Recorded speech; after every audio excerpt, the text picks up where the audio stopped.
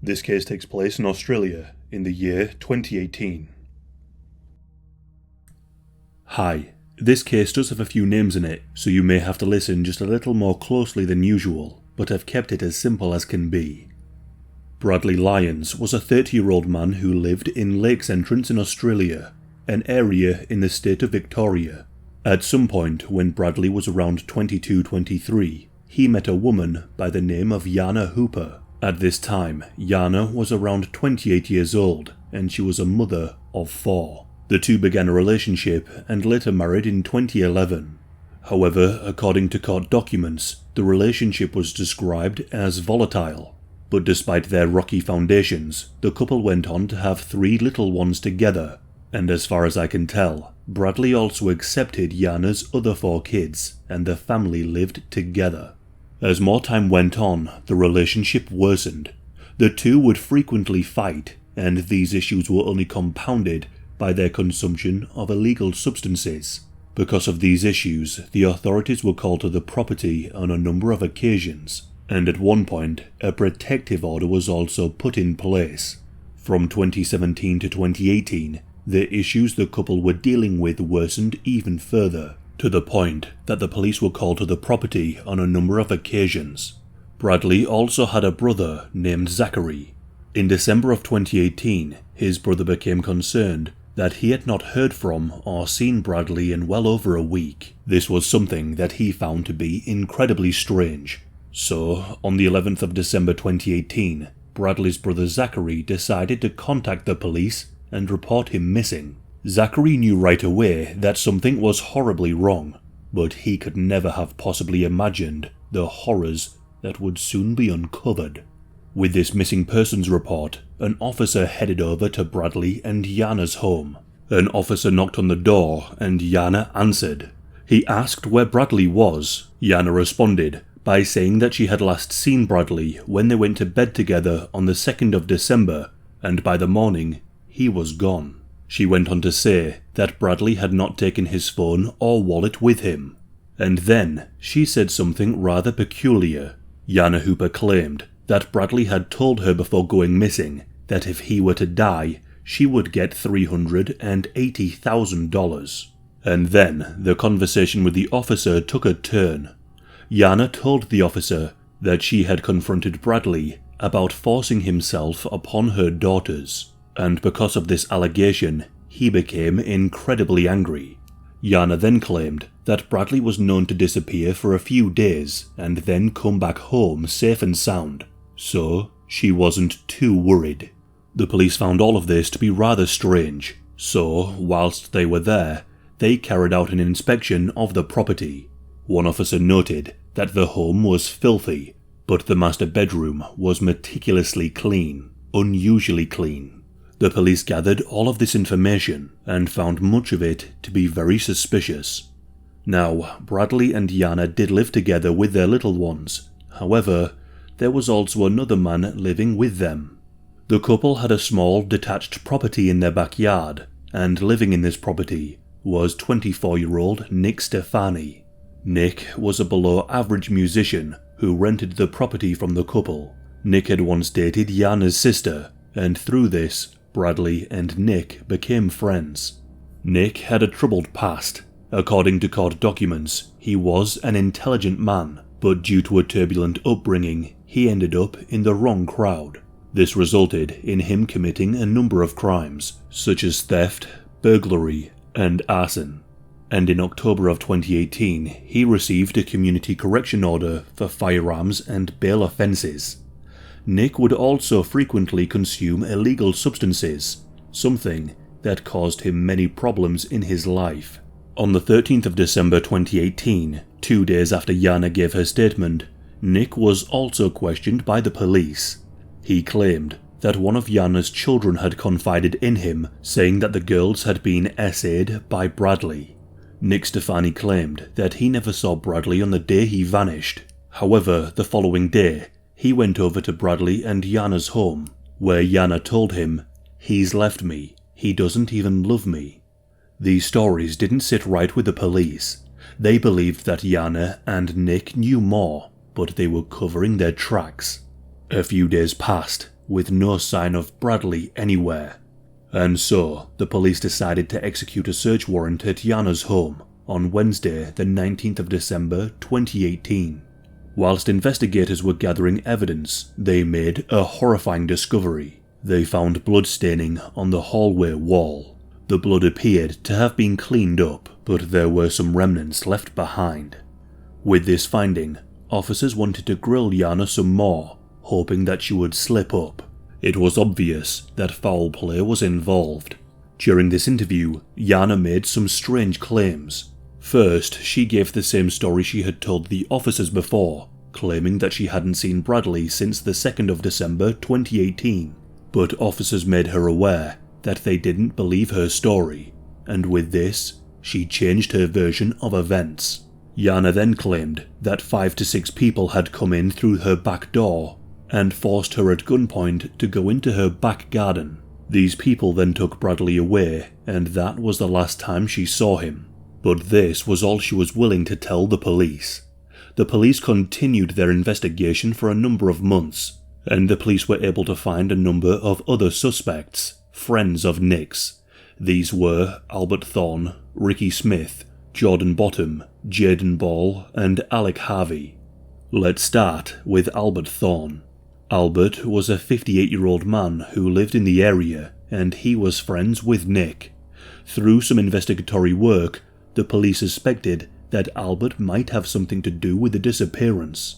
Albert owned a large amount of land, and so a search warrant was issued in late December of 2018. On his land, the police found a shed, and the shed floor appeared to have been freshly painted.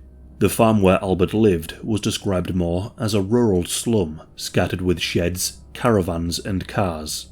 On the property, Albert also had a concrete tank that he used as a bunker to party. Those who would attend his parties were significantly younger than he was at the time, usually in their 20s.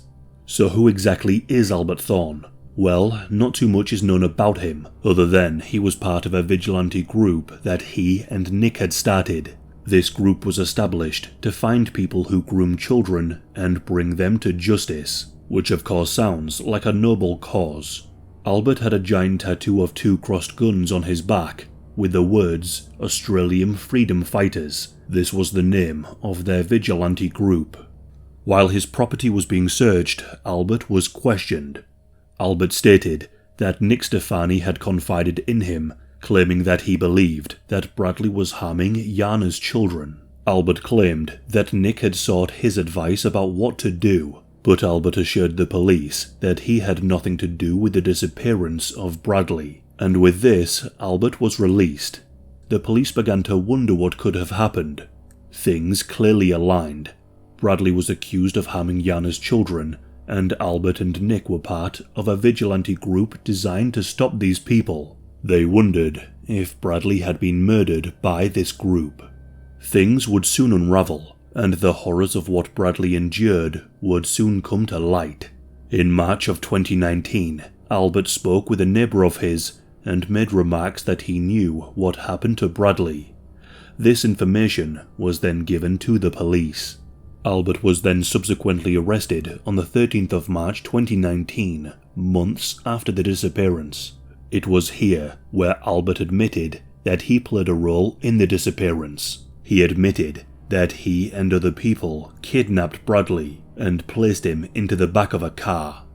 During the interrogation, Albert explained that a man named Jordan Bottom lived in a caravan on his property. Albert claimed that Jordan was also responsible for what happened to Bradley.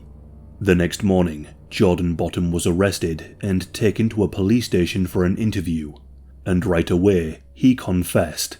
He told the police the news they had long suspected: Bradley had been killed. Once he confessed, Jordan Bottom agreed to take the police to the gravesite.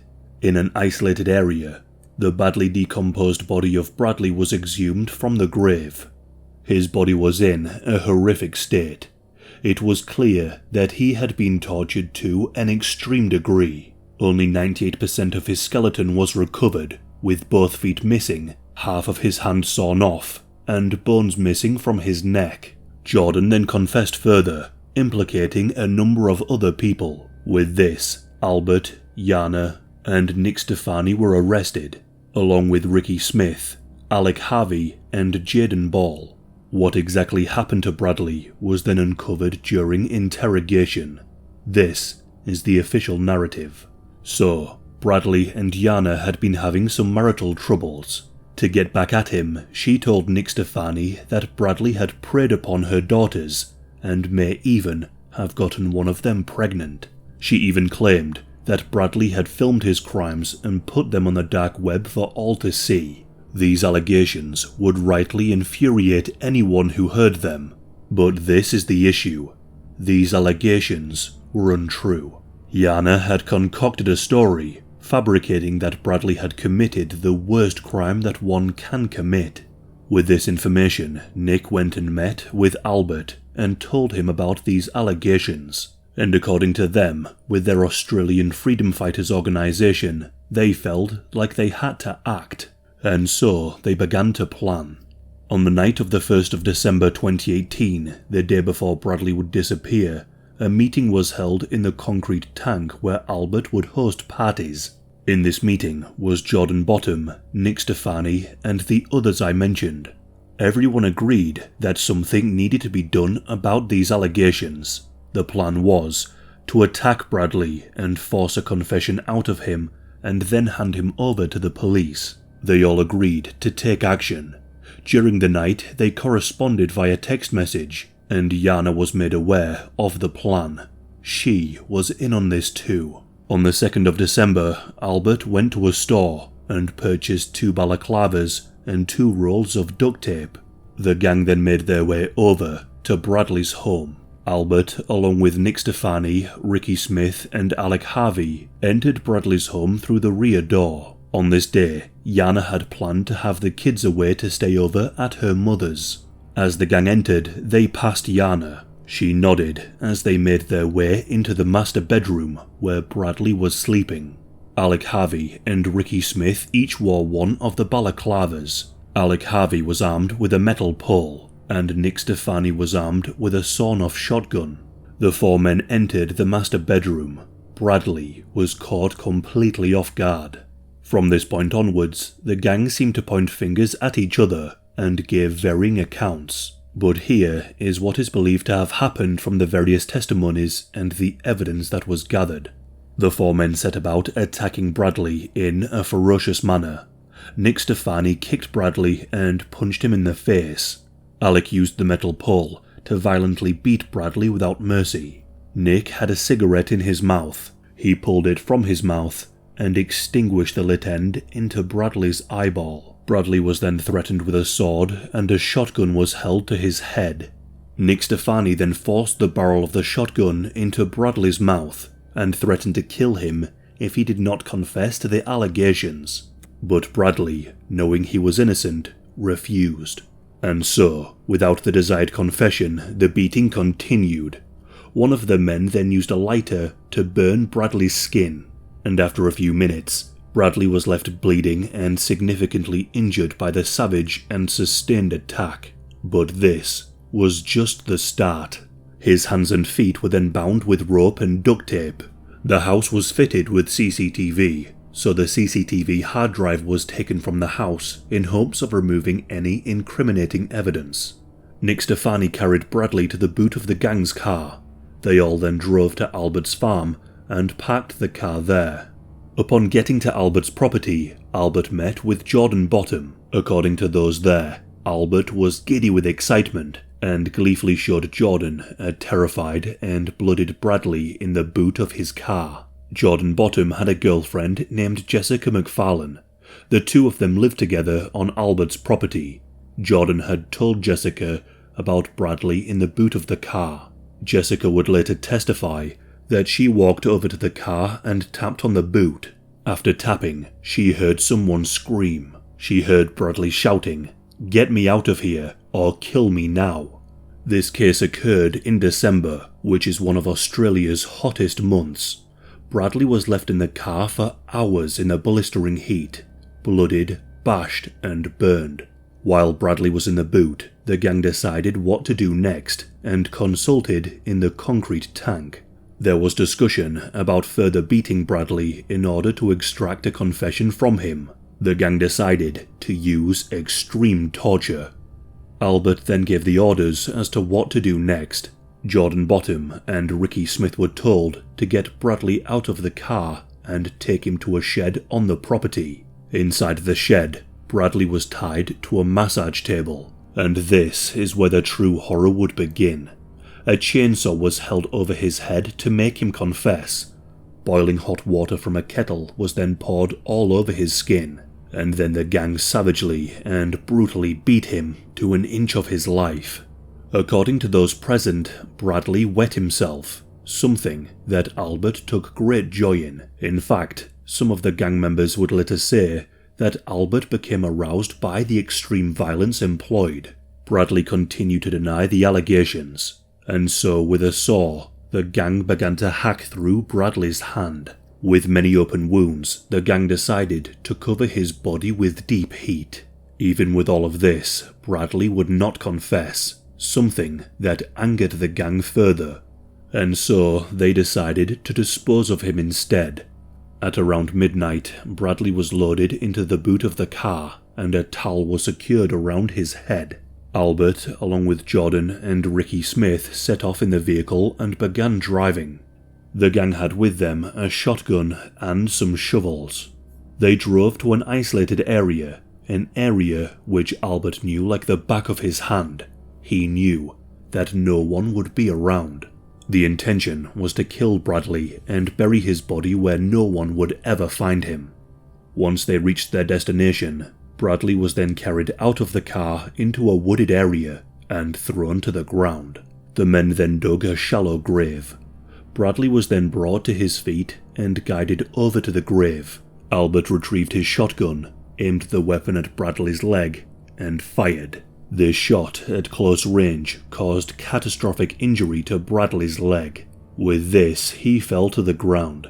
It was reported by the gang that Bradley lay in the fetal position, likely knowing what was next. Albert then fired one last shot into the back of Bradley's head. Bradley's body was then buried, and the gang drove back to Albert's property. Following this sickening crime, the gang, including Yana, began concocting a plan to fool the police, hoping to pass off the disappearance of Bradley as his own doing. Later the following day, Albert spoke with his daughter who was 10. He told her that he had killed somebody the previous night, confessing that he and others had driven the man out to the bushland and bashed him with metal poles, justifying what he did by claiming that the man he killed was a bad man. And Yana, she explained to her little ones that Bradley had left for good, something that likely confused and upset them a great deal. A few days later, Albert invited his partners in crime over to his property and hosted a celebratory gathering. This gathering was attended by Yana, Nick Stefani, and Yana's children. Yana then cleaned up the master bedroom, and Albert got to work painting the makeshift torture chamber in his shed, covering up the many bloodstains. He dismantled and destroyed the massage table that Bradley was tortured on, cutting it into small pieces and burning it in a drum. Days then passed, and Bradley was reported missing. The investigation began and his body found, leading to the gang being caught.